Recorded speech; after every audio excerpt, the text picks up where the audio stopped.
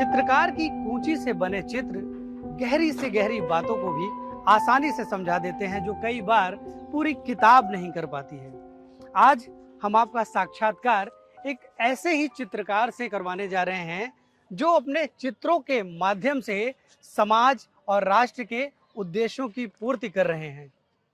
हमारे साथ हैं मंजीत सिंह जी। मंजीत सिंह जी, बहुत बहुत स्वागत है आपका। नमस्कार जी। नमस्कार। मैं परिचय इनका किस तरह दूं? एक चित्रकार के तौर पे दूं, एक साहित्यकार के तौर पे दूं, या एक समाज के लिए कार्य करने वाले एक ऐसे व्यक्ति के तौर पे दूं जो कई वर्षों से चित्र के जरिए साधना कर रहे हैं? मंजीत जी, मैं चाहता हूं कि ये परिचय हमारे दर्शकों को आप स्वयं दें कि आप क्या करते हैं। मैं साहित्य का अध्ययन करके और उसे चित्रकला के रूप में प्रस्तुत करता हूँ।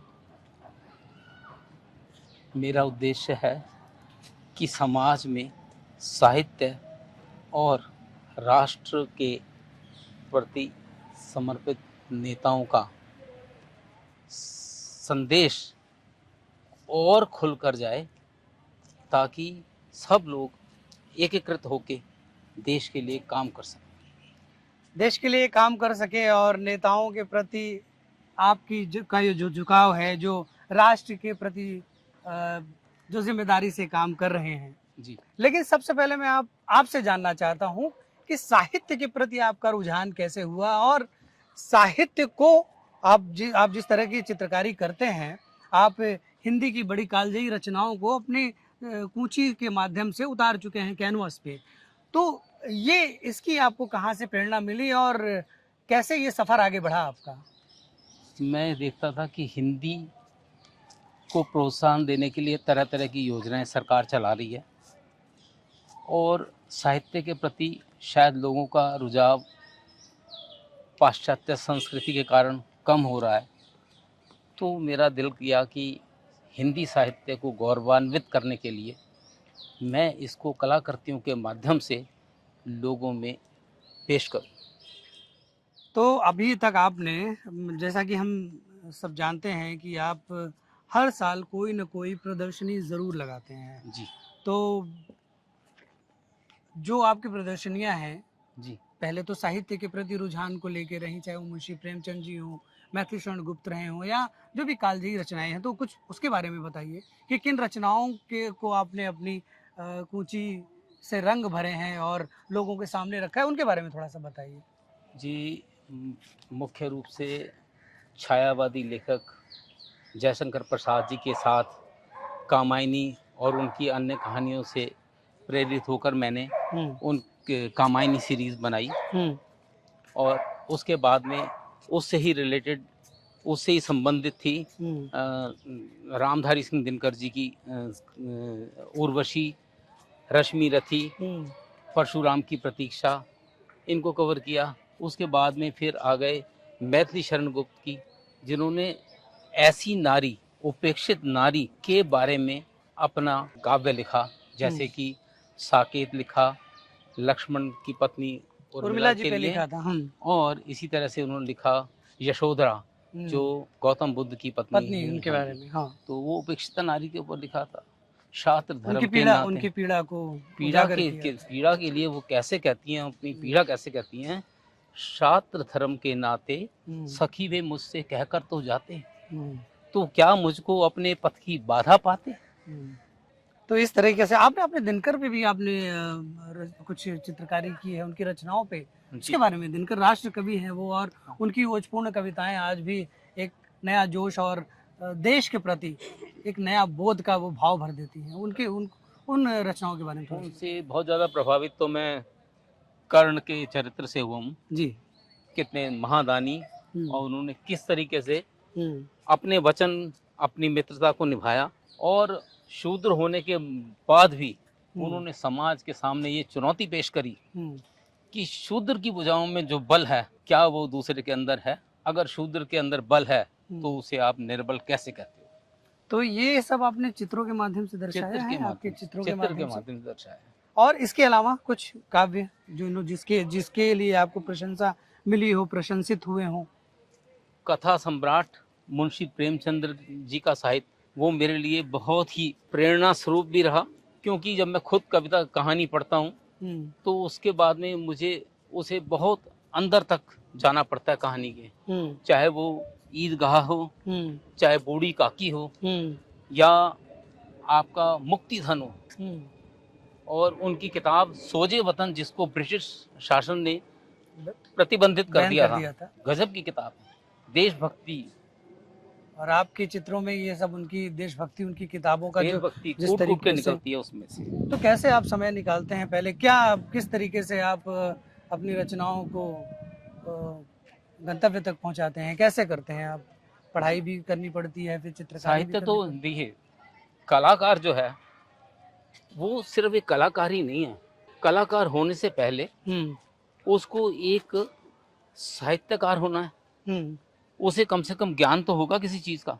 साहित्य के माध्यम से आपने एक ज्ञान अर्जित किया, फिर आपने लोगों को कहा, ली मेरे देशवासियों, मैं ये आपके सामने प्रस्तुत कर रहा हूँ, आप इसे देखिए, क्या मेरी हिंदी के अंदर इतना रस है, क्या जो मैंने पेंटिंग करी है, क्या ये उसमें आपको फख्र नहीं महसूस होता कि ये किसी भी विदेशी भाषा से उत्तम भाषा है, किसी भी क्षेत्रीय भाषा से भी उत्तम भाषा है, लेकिन सबको साथ लेकर चलती है, सब भाषाओं को साथ लेकर चलती है, वो मेरी राष्ट्रभाषा हिंदी है। तो हिंदी की जो कालजयी रचनाएं रही हैं, कितनी अभी तक आपने उन रचनाओं को लेकर प्रदर्शनी बनाई है या प्रदर्शित हुए हैं अभी तक? और बताइए उसके बारे में कुछ हमको बताइए। मैं सर 28 साल हो गए मुझको जी, और हिंदी साहित्य के एक को लेकर मैं उसमें पूरा काम करता हूँ जी। वो कई बार एक डेढ़ साल लग जाता है पढ़ने में, चित्र करने में, तो चित्र बनाने में, पेंटिंग बने, ये मतलब ये कामायनी शुरू हो गई, मधुलिका हो गई। अगर मधुलिका की कहानी आपको बताऊं तो वो लड़की थी जिसने अपने पड़ोसी राज्य के, जो कि दुश्मन राज्य था, उसके राजकुमार से प्रेम कर लिया। वो पकड़ी गई, राजा के सामने प्रस्तुत हुई, तो राजा ने उससे कहा कि तुझे देश चाहिए या ये प्रेमी चाहिए? तो उसने सर झुकाया, उसने वफादार ये निभाई कि दुश्मन देश का आक्रमण रात को होने वाला है, ये खबर राजा तक पहुंचाई। तो राजा ने उसकी प्रशंसा करी, लेकिन उसने पूछा तेरे को ये खबर मिली कैसे? तो उसने कहा वो राजकुमार मेरा प्रेमी है। तो उसने कहा तुम्हें दुश्मन राज्य से दोस्ती करने पर तुम्हें देशद्रोह का दंड मिलेगा। और उससे बोला अब बताओ तुम्हें क्या चाहिए? तो उसने कहा जी मैं अपना देश का संकल्प निभा चुकी हूँ, अब मुझे अपना प्रेम का संकल्प निभाने दीजिए। और वो सिर झुका के उस राजकुमार के साथ खड़ी हो।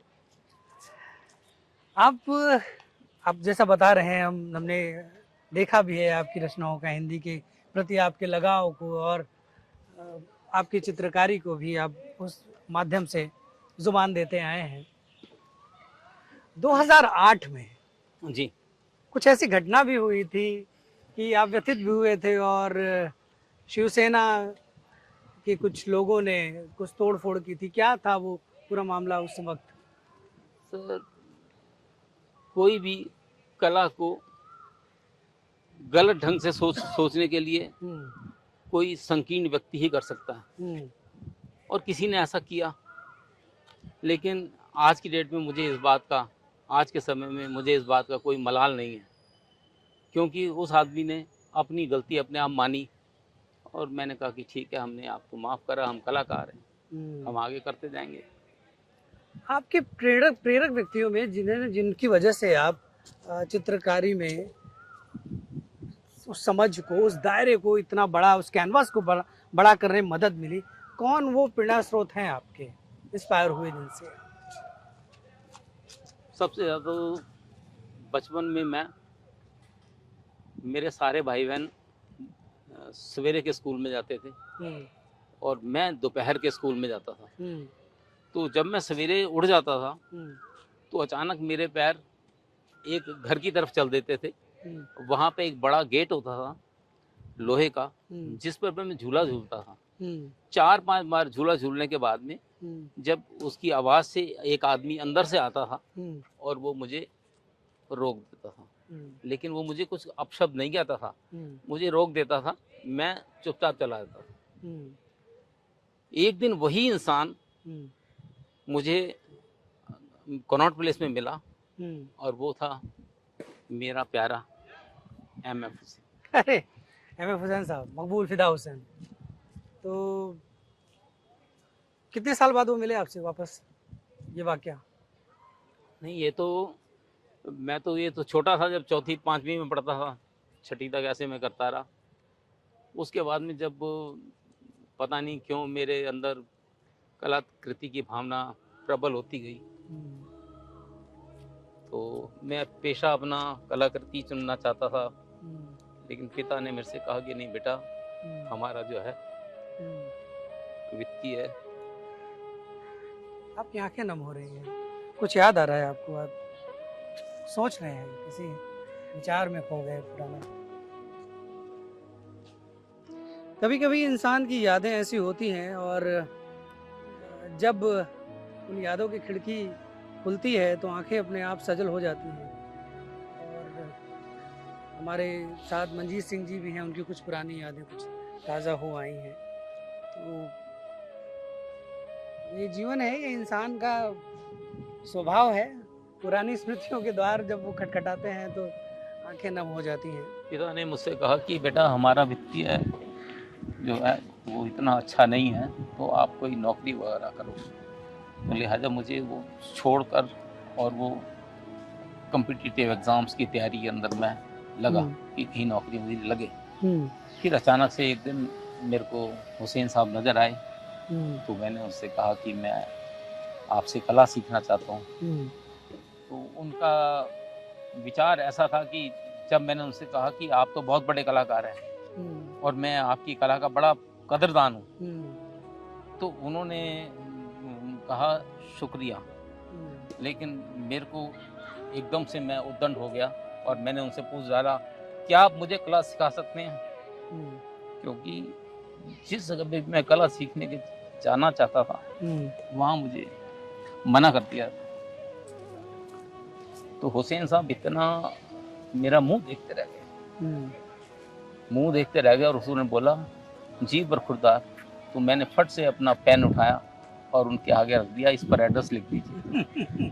किस सन की बात है ये?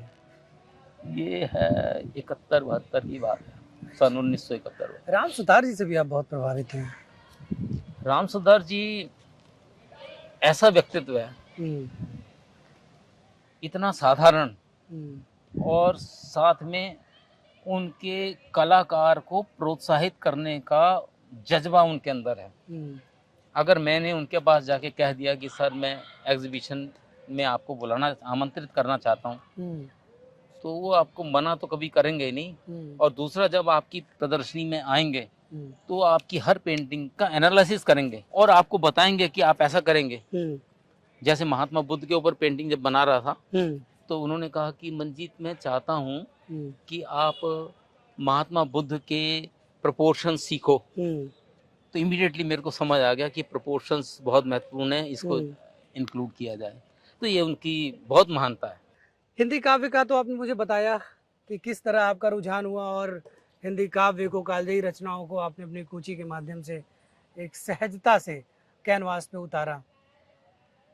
राष्ट्र और समाज के प्रति आपको क्या लगा? क्योंकि साहित्य चित्रकार बनना, साहित्यकार बनना, मुझे लगता है कि आपके समय में अभी तो थोड़ा सा मैं कहूँगा कि लोग उस तरफ जागरूक हो रहे हैं, बनते भी हैं, चुनाव भी है कि आप क्या करना चाहते हैं। आपके समय में, आपके दौर में तो बड़ी दिक्कत रही होगी, क्योंकि साहित्यकार चित्रकार बनने का मतलब है कि मुफलिसी के दौर में रहना।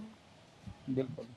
बहुत सारे कवि, ये विडंबना रही है, दुर्भाग्य रहा है कि आज उनकी रचनाएं कालजयी हैं, आज उनकी रचनाओं को कल्ट बोला जाता है और पढ़ाई की जाती है, लेकिन वो भुखमरी से मर गए। तो सूर्यकांत त्रिपाठी निराला, मैं उन्हीं की बात बड़ा ये दुर्भाग्य है और विडंबना है। तो एक ऐसा दौर था, आप भी जब आए थे तो बहुत सारे चित्रकार जो बनना चाहते होंगे, साहित्यकार बनना चाहते होंगे, आपको देख के वो इंस्पायर होंगे, प्रेरणा लेंगे, वो क्या समय था कि आपने सोचा और उन चुनौतियों को पार किया और आपने, और फिर भी आप लगे रहे? उसके बारे में थोड़ा सा बताइए, वो कैसा रहा? मैं इस बारे में एक चीज़ ये कहना चाहूँगा कि मैंने मन में उन सब चित्रकारों को, साहित्यकारों को देखा जो अपनी दुर्दशा से प्रभावित थे। तो मैंने ये सीखा उनसे कि पहले अपनी वित्तीय स्थिति मजबूत कीजिए। कम से कम आप अपना और अपने परिवार का अपना भरण पोषण कर कीजिए पहले वो, क्योंकि जब तक आपके अंदर सुरक्षा की भावना नहीं आएगी तब तक कला का विकास नहीं हो सकता है। पहली चीज ये थी। और दूसरी चीज ये थी कि चाहे तुम फक्कड़ रह लो लेकिन व्यसन से दूर रहो। जब तक शरीर आपका उत्तम नहीं रहेगा, जैसे मोदी जी ने कहा पसीना बहाओ, आज भी मैं वो बच्चे जो खेल रहे हैं सामने उनके साथ में खेलता हूँ। तो मैंने अपने शरीर को बचा के रखा। अच्छा, व्यसनों से बचा के रखा। तो तभी तो आप कला कर पाएंगे। और वो हिम्मत और वो मादा भी रखना पड़ेगा कि आपको कुछ बनना है तो वो लगन चाहिए। यस, आज के दिन में समर्पण चाहिए। आज के दिन में 18 घंटे काम करता हूँ। आज भी करता हूँ। कई बार ये ऐसा आ जाता है कि मेरे को 2-3 दिन तक लगातार काम करना पड़ता है। आपने फिट होने की बात करी है, व्यसनों से दूर रहने की बात की है। हाँ। आपने मोदी जी की बात की है। हाँ। अभी मोदी जी की बात नहीं करते हैं। फिट रहने के लिए सबसे ज्यादा प्रभाव जो उत्साहित करते थे विवेकानंद जी करते थे।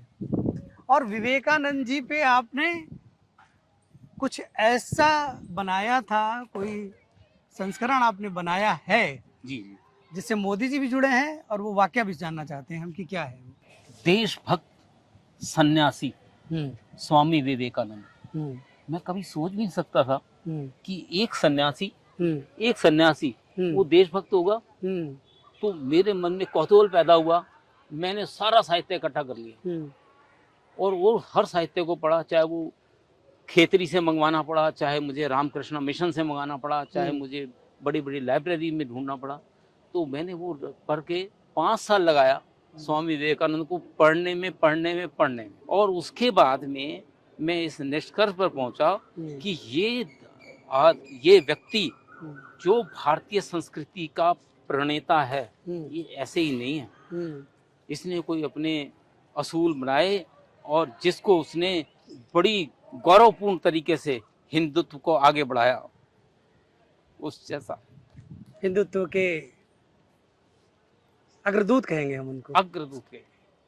तो आपने कुछ बनाया था उनकी जी, मैंने जीवनी उसके ऊपर पूरी सीरीज बनाई। जी, क्या क्या बनाया था कि किस तरह से उनका व्यक्तित्व कैसा था, कैसे बाल अवस्था से उन्होंने किस तरीके से निर्भय बनो, निडर बनो, साहसी बनो। जब तक आप हिम्मत नहीं जुटाओगे सामने वाला आपको कायर समझ के आपके ऊपर हमला करता रहेगा, जैसा कि हमारे को गुलामी शासन में होता रहा। अंग्रेजों ने किया, मुस्लिम्स ने किया। हाँ। तो ये होता रहा।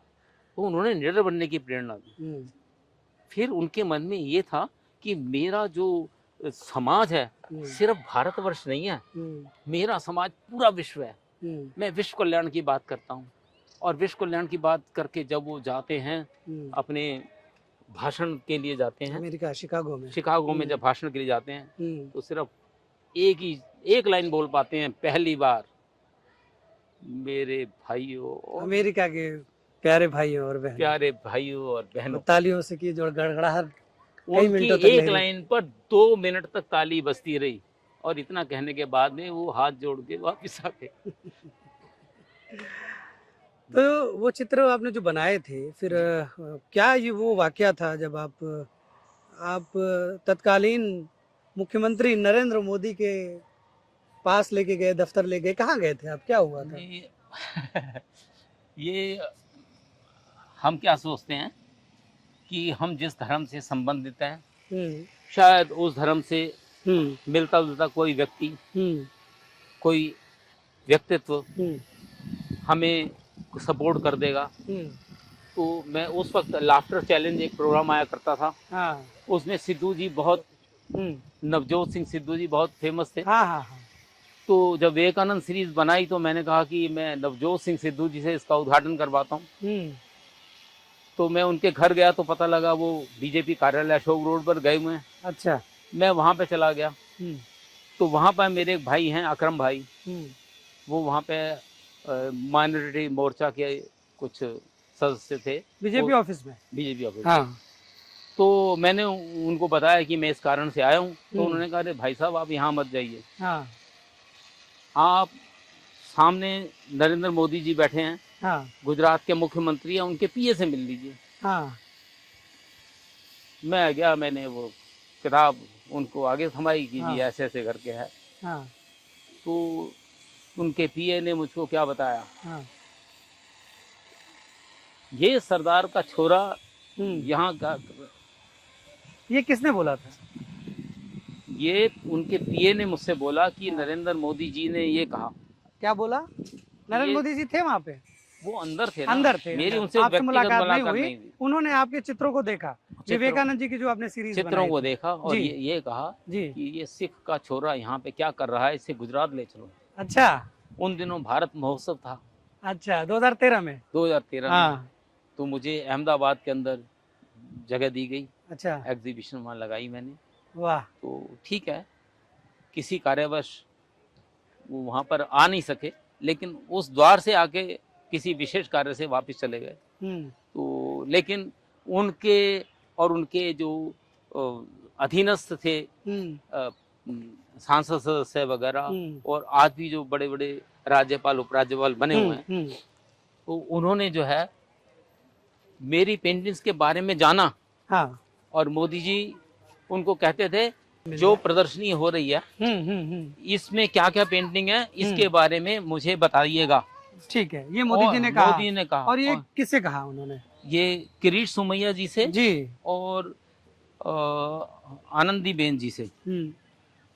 तो वो क्या करते थे कि पेंटिंग के बारे में समझते थे, और समझने के बाद वो मोदी जी का फोन आता था, नहीं तो मोदी जी उनको फोन करते थे। ऐसे 3-4 बार ही हुआ बीच में। तो मेरे को मेरे सामने जब ये बात हुई तो मैं इतना हैरान हुआ। हाँ। कि एक प्रदेश को संभालने वाला व्यक्ति अपने रास्ते में चलते चलते इतना प्रखर ज्ञान प्राप्त कर रहा है, और वो अपने सदस्यों के माध्यम से, और उनकी बदौलत ही ये है कि आज जो भी कार्य करता है वो इतना प्रबुद्ध है। मोदी जी को चित्रों की समझ थी, और चित्रों के माध्यम से वो पूरा ज्ञान प्राप्त कर लेते थे कि ये चित्र में है क्या। तो इस तरीके से पहली बार एक तरह से आपका मैं कहूँगा कि साक्षात्कार तो मोदी जी से नहीं हुआ, लेकिन जुड़ गए। मैं जुड़ गया और उनके व्यक्तित्व से इतना प्रभावित हुआ कि मैं उनके बारे में ही सोचता था कि किस तरह से इसके व्यक्तित्व ने पूरे देश को और अंतर्राष्ट्रीय स्तर पर ख्याति दिलवाई है। ये तो 2014 में वो प्रधानमंत्री भी देश के बने, 2000 और लगातार अभी तक तो बने। उनके हाँ। जो विकास कार्य। और बतौर चित्रकार आपसे एक सवाल है कि आप क्या देखते हैं कि नरेंद्र मोदी के प्रधानमंत्री बनने के बाद जी सांस्कृतिक रूप से, साहित्यिक रूप से जो भारत है वो किस तरह बदला है? जी, सबसे पहले तो मैं बताऊंगा कि प्रधानमंत्री जी के प्रोत्साहन से हिंदी के क्षेत्र में बड़ा अद्भुत कार्य किया गया है। इसके मतलब वो स्वयं हिंदी भाषी हैं। हाँ, स्वयं हिंदी भाषी हैं, गुजराती भाषी हैं। हाँ। लेकिन हिंदी को उन्होंने राष्ट्रभाषा के दर्जा देने के लिए अथक प्रयास किया। सभी भाषाओं के सम्मान के साथ उन्होंने सब भाषाओं के सम्मान के साथ। तो ये और दूसरी चीज ये है कि अपने बचपन में मैंने कभी पढ़ता सुनता था भारत एक खोज, एक इतिहास। हाँ, वो पढ़ता था। लेकिन ये मुझे आधुनिक भारत का इतिहास कौन बताएगा। आप मन की बात पढ़ लीजिए। मन की बात के अंदर इतनी गहराई है कि आप उसकी एक वाक्य के ऊपर एक पेंटिंग बना सकते हैं, और कई वाक्य तो ऐसे हैं कि आप उसमें 50-50 पेंटिंग बना सकते हैं। अब चूंकि मन की बात की, अभी मैं आपसे बीच में चर्चा एक और करने वाला था, लेकिन आपने मन की बात की चर्चा छेड़ दी है, तो मन की बात ही हो जाए। प्रधानमंत्री नरेंद्र मोदी के मन की बात के बारे में आपकी क्या राय है? बतौर एक चित्रकार, बतौर एक भारत के नागरिक, आपकी क्या राय है प्रधानमंत्री के मन की बात के बारे में, मोदी जी की? मन की बात में देखिए, आपको आम जन को जोड़ना है, तो आप उसे कैसे जोड़ेंगे? अपने वाक्य में वो उसके बारे में बताएंगे कि किस तरह से हस्तशिल्प का कौशल बढ़ाया, किस तरह से ग्रामीण के अंदर जो महिलाएं बेरोजगार थी उनको रोजगार के लिए अवसर प्रदान किए गए, किस तरह से बेटी बचाओ बेटी पढ़ाओ का कार्यक्रम हुआ, किस तरह से लोगों को लोन देना शुरू किया ताकि वो अपना कार्यक्रम स्टार्टअप शुरू कर सके। ऐसी बहुत ऐसी भाग है। उज्ज्वला योजना हो गई, उज्ज्वला सबको घर में गैस सिलेंडर दे दिया, स्वच्छ भारत, स्वस्थ भारत। और योग का तो आपने देखा अमेरिका के अंदर कितना अद्भुत रहा कि पूरे अंतर्राष्ट्रीय योग दिवस मनाता है अब तो। Yoga is a health carnival, like carnival मनाया जाता है साउथ अमेरिका दूसरे देशों में मनाया जाता है, उस कार्निवल से बढ़ के योगा कार्निवल है, क्योंकि वो साल में एक बार मनता है या पूरे साल मनता है, जो कि घर घर पहुंचा हुआ है, स्वास्थ्य के लिए, आपके घर घर पहुंचा हुआ है, शरीर के लिए जरूरी। जी, जो कहते थे कि अब योगा जो है वो हिंदुत्व की देन है, आज वो पाकिस्तान की महिलाएं जो हैं अपने घर में बैठ के योगा करती हैं। क्या आप उसे रोक लोगे? सही बात है। तो मन की बात से आप इतना प्रभावित हुए कि आपने पूरी सीरीज बना दी? जी बिल्कुल, जो चीज उन्होंने 2014 से शुरू करी थी, उससे मैं हमेशा उसको मैं सुनता था और तो विचार करता था, पेंटिंग भी बनाता था। जैसे नदी का महत्व, जल का महत्व है ना, कुओं का महत्व, महिलाएं कैसे काम कर रही हैं, या आदिवासी क्षेत्रों में लोगों द्वारा अपनी संस्कृति और विरासत को बचाने के लिए विदेशी हुकूमत से कैसे लड़ा, चाहे वो हमारा तिलका मांझी हो, चाहे वो तिरोत सिंह हो जिसने खासी हिल्स में अपने गुमनाम नायकों के बारे में बात, गुमनाम नायकों के बारे में ये बात कौन करता है? अब एक वहाँ एक कलाकार बैठा है जो धूल फांक रहा है, जिसको कभी मतलब कभी वो पब्लिक में नहीं आया या उसके पास कोई पीआर का साधन नहीं है। अभी कलाकार, मेरे जैसा कलाकार अगर पीआर के लिए जाएगा तो अपना काम नहीं करेगा। तो आपने क्या क्या बनाया है? मैं जो बता रहा हूँ आपको, सबसे पहले तो विज्ञान के ऊपर है, जैसे सीवी रमन का जो किरणें किस तरह से जो है जब अपनी दिशा बदलती हैं, परावर्तित होती हैं, तो उसकी लेंथ छोटी हो जाती है, ये उन्होंने आविष्कार किया। फिर उसके बाद में वो जो रामानुजम, उन्होंने एक ऐसा नंबर स्थापित किया 1729 1729, जो संख्या 9 और संख्या 10 का क्यूब है। तो ऐसे 9 का क्यूब हो गया 729 और 10 का क्यूब होगा 1000, तो 1729। तो इस तरह से किया। फिर अब विश्व के अंदर गगनयान पे आदमी सही जाने की तैयारी हो रही है। तो कैसे हो रही है? इतना बड़ा कार्यक्रम है, गगनयान जाएगा वहां पर। और फिर आर्यभट्ट का देखिए ना जी, क्या मजबूत उदाहरण है कि उसने अपने वैज्ञानिक कौशल से किस तरह से सूर्य की रथ की गणना करी, सूर्य ग्रहण, चंद्र ग्रहण, इसकी गणना ही करी। तो ये मन की बात के लिए है, स्पेशल आपने जो बना रखा है, ये मन की बात के लिए सीरीज का है। तो ये तो गगनयान का है, गगनयान किस तरीके से। और ये सीवी रमन जी हैं, ये परावर्तित किरणों के साथ जो आप बता रहे हैं। और सूर्य भी हैं, आर्यभट्ट हैं ये। हाँ, सूरज के 7 घोड़े आपने दिखा रखे हैं। ये सूरज के 7 घोड़े, ये सूर्य की किस तरह से सूरज का मूवमेंट होता है, अच्छा, ये वो बताने के लिए। अच्छा, ये आर्यभट्ट ने इसकी गणना करी थी। और ये इसमें आप क्या कहना चाहते हैं? जो ये इसमें नारी शक्ति, कहीं विदेश के एक माउंटेन, एक पर्वत को पर्वतारोहण किया 12 साल की इस कन्या ने, भारतीय कन्या ने। और इसी तरह से ये एलिफेंट विस्पर्स, अभी जिसको ऑस्कर भी मिला है, ऑस्कर मिला है। तो इसके अंदर क्या है कि ऑस्कर जिसने फिल्म बनाई, मैं उसको जरूर उसकी प्रशंसा जरूर करता हूँ, लेकिन उससे ज्यादा प्रशंसा मैं इन 2 गरीब लोगों की करता हूँ जो हाथियों को, है ना, अपना पालन तो प्यार दिया, प्यार जो दिया उन्होंने। फिर उसके बाद सीमा सुरक्षा बल में महिलाओं को भागीदारी हुई है, ये बहुत बड़ी बात है। और ये पूरा एक क्रू है जिसने कि अमेरिका से लेके पूरा इंडिया तक का सर्कल पूरा किया है, ये वो किया। और ठीक दूसरा है। ये महिलाएं हैं तमिलनाडु की, जिन्होंने अपने प्रयास से अपने इलाके में नदियों को पुनर्जीवित किया, कुएं खोदे, उसके आसपास पौधे लगाए। ये एक विशेष शैली थी जो उन्होंने करी। इसी तरीके से वीरांगनाएं हैं भारत की। ये वीरांगना है असल में मोदी जी के जो एक वाक्य है, किस्सा गोई, ये रानी दुर्गावती के बारे में बताया। गोंडवाना की रानी दुर्गावती, मन की बात में उन्होंने चर्चा की थी, बड़ी चर्चा करी थी। वीरवती रानी, जिसने अपने देश की हिफाजत करने के लिए अकेले दम पर इसने वो किया है ना, वो जो मुगल शासन से लोहा लिया, अकबर से लोहा लिया थी। और हालांकि वीरगति को प्राप्त हुई, लेकिन ये कहानी का हिस्सा है।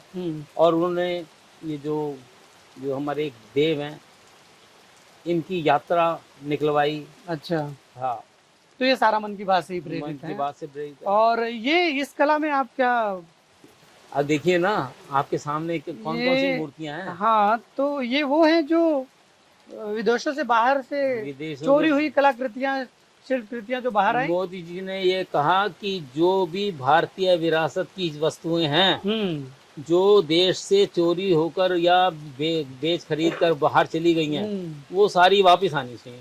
उसमें माँ अन्नपूर्णा की मूर्ति है। मैं आपको थोड़ा सा रोकते हुए बताता हूँ जी कि 2014 से पहले कितनी चोरी हुई वो कलाकृतियां भारत आई होंगी, एक अमूमन ऐसे अंदाजा बताइए। मेरे को ऐसा कुछ आइडिया इस करके नहीं है कि मैं इन चीजों से प्रभावित। मैं समझ रहा हूँ, लेकिन आप गेस तो कीजिए कितनी आई होंगी पहले 2014 से पहले। बहुत कोई नगण्य आई होंगी। नगण्य कोई वो भी किसी ने व्यक्तिगत नगण्य ही है वो संख्या, 13 थी सिर्फ सर। 13 कलाकृतियां सर जो चोरी हुई थी भारत से, विदेशों में ब्लैक मार्केट में बिक के बाहर चली गई। और वहाँ की सरकारों के थ्रू अब मोदी जी ये पहल, वो संस्कृतियों का संरक्षण करते हैं। ये क्या है, इसमें क्या दिखाना चाहते हैं आप? इसमें प्रधानमंत्री जी अपने उस पर बताना चाहते हैं कि किस तरीके से क्या व्यापार इस वक्त बहुत ज्यादा प्रगतिशील है, जिसमें अपार संभावनाएं हैं। जैसे कि खिलौनों का व्यापार है भारत, इसके अंदर अभूतपूर्व संभावनाएं हैं। भारत आगे भी बढ़ रहा है इसमें। हाँ जी, तो इस करके मैंने इसको कहा कि चलो रंग बिरंगे चित्रों से एक बार हम अच्छा, ये उससे रिलेटेड है। जी जी, ये जगह जगह के भारत के विभिन्न भागों के खिलौने हैं। जी जी, ठीक है। ये भी प्रधानमंत्री की मन की बात से ही प्रेरणा है। मन की बात से है। इसमें क्या है, आप क्या दिखाना चाहते हैं? शेर है, ये जो गुफा में है, और ये मुझे लग रहा है आदिवासी सभ्यता के जो बढ़ावा देते हैं उसको उस पे केंद्रित है। ये तिलका मांझी जी, ये तिरोत सिंह जी, भगवान बिरसा मुंडा मुंडा। आप कल्पना कर सकते हैं, कल्पनीय आप कल्पना नहीं कर सकते आप। मेरे को यहाँ पर 4 लोगों से लड़ने में मुसीबत होती है, चाहे मुझे पुलिस प्रोटेक्शन भी हो, लेकिन इस आदमी ने तो जंगल में रह के, अकेले रह के, और कितने ताकतवर अंग्रेजों से लड़ाई लड़ी। क्या वो ये व्यक्ति रहे होंगे। इनके सम्मान में भारतीय जनजातीय गौरव दिवस, भगवान बिरसा मुंडा की जयंती को, ये भी एक बड़ा कदम है। तो हाँ, ये भगवान बिरसा मुंडा, इनको शहादत मिली, लेकिन आदिवासी लोग इनकी शहादत को उदासी का पर्व नहीं मानते, वीरता का पर्व है, वीरता का पर्व मानते हैं। ढोल नगाड़े बजाते हैं, इनको याद करते हैं। तो ये भी मन की बात में ही उनके उद्बोधन से ये तिलका मांझी का ये है। और क्या आप कहना चाहते हैं इसके माध्यम से? ये तिलका मांझी का संघर्ष है, किस तरह से उसने गोरिल्ला वार करी, किस तरह से एक एक अंग्रेज को वहां से खदेड़ा। लेकिन बाद में जैसा कि हमारा दुर्भाग्य है कि एक ना एक व्यक्ति ऐसा मिल जाता है जो अंग्रेजों को गुप्त सूचना दे देता है। यही हाल बिरसा मुंडा जी का हुआ, वही तिलका मांझी का हुआ, और वही हमारे भीतरघात करने वाले हमारे अपने लोग, तिरोत सिंह जी का भी वही हुआ, जो अभी भी कर रहे हैं। चलिए, ये जो पेंटिंग है जिसमें आप बाघ दिखा रहे हैं, गाय दिखा रहे हैं, श्री कृष्ण जी मुझे लग रहे हैं, ये क्या है? मतलब आध्यात्मिक चेतना का पुनर्जागरण। अब आप एक बार देखिए, आप इसको अंदर मत देखिए, आप सिर्फ इसको बाहर से देखिए, सिर्फ आंख बंद करके देखिए इस पेंटिंग को, तो आपको इसमें एक शेर नजर आएगा। नजर आ रहा है आपको? ये शेर का सिर है, ये मुंह है उसका, और ये बॉडी है, ये उसकी पूंछ है। हाँ। तो ये क्या है? Make in India. और मेक इन इंडिया कैसे बना? मेक इन इंडिया ऐसे बना कि पहले सामाजिक समरसता होनी चाहिए, दूसरा मिलाओं और बच्चों का विकास होना चाहिए, तीसरा पर्यावरण के लिए, और तीसरा हमारे राम मंदिर के लिए। यूक्रेन से लोगों को, बच्चों को वापस लाने वाला ये विमान ये बताता है कि मोदी जी कितने संवेदनशील है। हमारे देश के लोग कहीं भी हैं वो हमारे अपने हैं, हमारे और किसी भी तरह उनको हम लाएंगे। हम ऐसा प्रधानमंत्री मिलना मुश्किल है, ऐसा मैं देखा ही नहीं। आप ये तारीफ किस वजह से कर रहे हैं? आगे और भी है। आप ये तारीफ किस वजह से कर रहे हैं? मैं इस वजह से कर रहा हूँ कि इतना उच्च पद संभालने के बाद में भी मन की बात से और दूसरी तरीके से वो जनता से पूरी तरह से जुड़े हुए हैं। ये बाल वीर दिवस के लिए था ये। हम कह देते हैं शहादत, क्या बीती होगी और किस तरीके से वो क्या उनके साथ हुआ। इसके अंदर जब हम एक एक चित्र बनाते हैं जी, कई बार 3-3 दिन तक रोना पड़ता है। जब तक आंसू नहीं सूखेंगे पेंसिल नहीं चल सकती। ये वो चीजें हैं। साहिबजादों को नमन कर रहे हैं, उनके योगदान को नमन कर रहे हैं। मोदी जी ने सिखों के प्रति बहुत ही अंतर्भावना से काम किया है। करतारपुर का गुरुद्वारा है, कॉरिडोर उन्होंने उसकी खोला। विदेशों में सिंगापुर में एक गुरुद्वारा था जो महाराज सिंह जी के नाम को समर्पित था, जिन्होंने स्वतंत्रता आंदोलन में भाग लिया था। उस गुरुद्वारे को इन्होंने दोबारा से वो किया, उसका पुनर् संरचना करवाई। इसी तरह से कच्छ में गुरुद्वारा जो एक टाइम में जो भूकंप आया था उसमें क्षतिग्रस्त हो गया था, उसको दोबारा से करवाया। ये तो एक ऐतिहासिक स्थलों के लिए अफगानिस्तान से वो जो प्रतियां लाए थे, सम्मान वापस लाए हैं वो भी, और सारे हमारे वहाँ के सिख जो भाई थे उन लोगों को सुरक्षित वापस लौटा के लाए। तो सिखों के लेके मोदी जी का की जो निष्ठा, जो उनका प्रेम रहा है, बहुत निष्ठा पूर्वक है, और वो सिख समुदाय के लिए बहुत कुछ करना भी चाहते हैं। और खासकर किसी के मन में ये बात ना आए कि वो भारत से अलग रहेगा, या एक मतलब जो है भारत को तोड़ने वाली बात करे। हम सब एक हैं, हम परिवार का हिस्सा हैं। जब से आप बड़े होते आए हैं एक दौर देखा है, और भारत में राजनीति का वो दौर भी देखा है जब किसी एक की सरकार टिकने नहीं पाती थी, और जो भारत बहुत तेजी से बहुत पहले बढ़ जाना चाहिए था वो मुकाम नहीं मिला। क्या अंतर देखते हैं उन सरकारों में और अभी? जब पिछले 9 साल की बात मैं करता हूँ, नरेंद्र मोदी जी की बात करता हूँ, उनकी सरकार की बात करता हूँ। सबसे पहली चीज़ है कि अगर देश के किसी विकास को आपने उसकी विकास की गति देनी है, तो पहले तो पार्टी के लोग भी सोचते थे कि बहुत ज़्यादा विकास मत करिए, नहीं तो मुश्किल आ जाएगी। जिस तरह की जनता है उस तरह से हल्का हल्का विकास करिए। लेकिन मोदी जी का नहीं, हमारा विकास मूलभूत ढांचे में, संरचनात्मक ढांचे में परिवर्तन करके होगा, उसका विकास करके होगा। फुल फोर्स से होगा। फुल फोर्स से होगा। जब तक आप जिस ढांचे में ही परिवर्तन नहीं करोगे तो विकास कैसे करोगे? भाई हम नींव पक्की नहीं करेंगे तो मकान कैसे करेंगे? वो हिसाब है। अब आज आप चाहिए स्टार्टअप शुरू कीजिए, ये सिंगल विंडो में जाके आप करवा लीजिए अपना काम, आप अपना काम शुरू कीजिए। ये कितनी उपलब्धि है, पहले हमें कितने चक्कर काटने पड़ते थे। भाई साहब, कोरोना का जो वायरस आया था वो देश के अंदर आधी जनता को खा जाता। सब डरे हुए थे कि अगर भारत में गया कोरोना तो अरे बाप रे तो प्रलय आ जाएगा। मैनेजमेंट अच्छा रहा उनका, बहुत अच्छा। स्वच्छता में आज एक बच्चा यहाँ पे कूड़ा फेंकने से पहले सोचता है कि नहीं यार मैं इसको पहले जेब में रखता हूँ, जहाँ नजदीक कूड़ेदान आएगा उसमें डालूंगा। स्वच्छ भारत का योगदान बहुत है। स्वच्छ भारत, स्वस्थ भारत। कोरोना में हम जीते सिर्फ मोदी जी। मोदी जी तो गांधी जी के सपनों के भारत को पूरा करने में लगे हुए हैं, और आपने भी कुछ बनाया था वो गांधी जी के विचारों से प्रेरित होकर। केंद्रीय गृह मंत्रालय ने जी।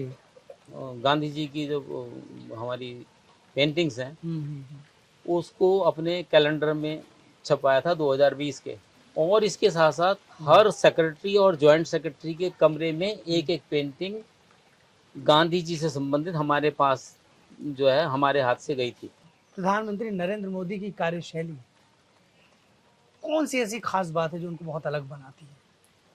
अलग ये बनाती है कि अपने अधीनस्थ मंत्रियों पर विश्वास करो। विपक्षी का कोई भी नेता हो वो आपका दोस्त है, वो आपका दोस्त है।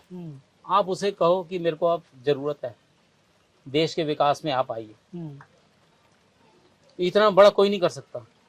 अपने विपक्षी आदमी के पास कोई चला जाएगा? नहीं। पर विपक्षी तो इकट्ठा हो रहे हैं, सारे लोग कह रहे हैं मोदी जी कुछ कर रहे हैं, दूसरी चीज तानाशाह हो गए हैं वो तो। नहीं, ये गलत बात। अगर किसी को पूरी बहुसंख्या उनके वो है, मेजोरिटी है, तो ये नहीं है कि वो तानाशाह है। ये है कि उसे निर्णय लेने में आसानी होती है। अब आप कहोगे कि 370 धारा हटा दी, चिल्लाने लगे जी 370 धारा क्यों हटाई जी, ठीक है, या 3 तलाक प्रथा को हटाना। अब कुछ कठमुल्ला लोग इसका विरोध जरूर करते हैं कि जी आपने तो हमारे मुस्लिम धर्म को खराब कर दिया, ऐसे कर दिया। लेकिन मुस्लिम महिलाओं से जाके पूछो कितने खुश हैं, जिनको तो प्रताड़ना झेलनी पड़ती थी, जिनको वाकई में एक अधिकार मिला है, जीने का अधिकार, जीने का अधिकार मिला है। आप जबरदस्ती आप थोप देते हैं 3 बार तलाक बोला और रिश्ता खत्म करके। वो वाकई आप सही कह रहे हैं। आने वाले दिनों में भी हम मान के चलें कि इस तरह की चित्रकला सरकार की उपलब्धियों पे या नरेंद्र मोदी जी की उपलब्धियों पे, या और कुछ नया कुछ? देखिए जी, मैं तो बनाता हूँ। अब इसको कोई मूल्य डाले तब ना। मूल्य का मतलब ये नहीं है कि मेरे को पैसा चाहिए, पैसा नहीं चाहिए। मैं एक चीज पे विश्वास करता हूँ, सेल्फ एक्चुअलाइजेशन।